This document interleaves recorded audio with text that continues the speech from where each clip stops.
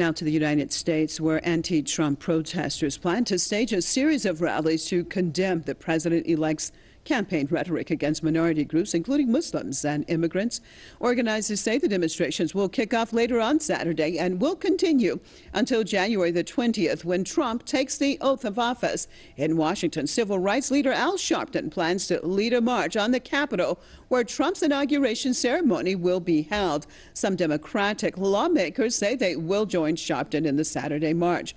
While running for president, Trump called Mexican immigrants rapists and proposed a travel ban on all Muslims entering the U.S. The country has witnessed such demonstrations since the Republican billionaire won last November's race for the White House.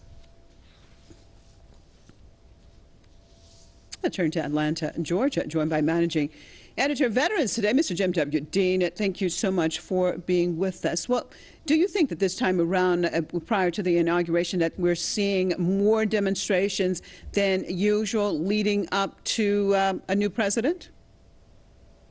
Well, I think it's the Democrats are in this mode of the gang that can't shoot straight.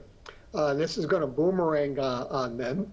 And it's just, it's beyond words to describe how stupid it is, because we've just had a 2-year battle where everybody has fought over these issues in terms of rhetoric, and the elections are over. And here they are, they're going to, the headline said they're going to want to protest what his rhetoric is going to be, has been, when really what we want to know is what his policies are going to be, which we're going to find out in 30 to 60 days. And they should be waiting until he announces what his policies are and what the details are on them, so then they can basically protest then.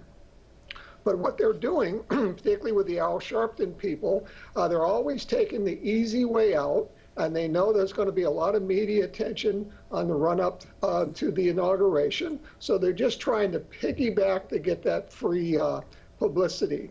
And where this is really going to hurt them, and because they're in a real bad situation now. Not only have they lost the presidency, but under Obama, because he just ground the Republicans face in the mud on all of these wedge issues. They've lost the Senate and they've lost the House. And they still have not acknowledged that that did not have to be done. If they had compromised more and given the Republicans a piece of the pie, they may have lost the presidency, but they at least might have been able to maintain the Senate or the House. So it's a lose-lose situation, and then also they're losing the independent voters because they look at how they're conducting themselves, and they're just saying these people are never going to win their way back. So now we're going to be left with a one party running the country, which really a lot of people do not want. Well, how do you see all of this in general affecting the American society in general? Because usually, of course, when there's a transition of power, there isn't a whole lot of demonstrations whether those voted for the individual or not, or like the individual taking office or not. It seems that it's definitely different this time, and there seems to be a great polarization in the countries. Those who are very much gung-ho and excited about this incoming President Trump, and those who are practically on the verge of depression. Do you see this nation being able to come together soon, or do you see greater polarization in the horizon? We kind of see the greater polarization now.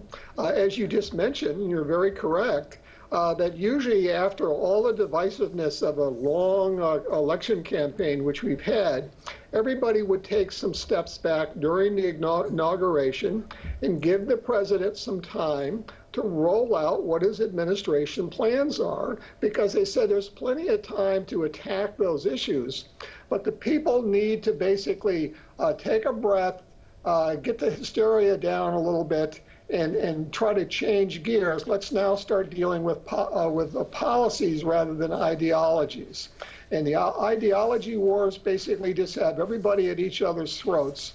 And the people behind the scenes love that, because that takes away attention from some of the major issues facing the country, like some of the economic ones, some of the horrible foreign policy things that we see. So I think this is when you see people like Al Sharpton getting involved in it, you know that they're just in there to grab the attention.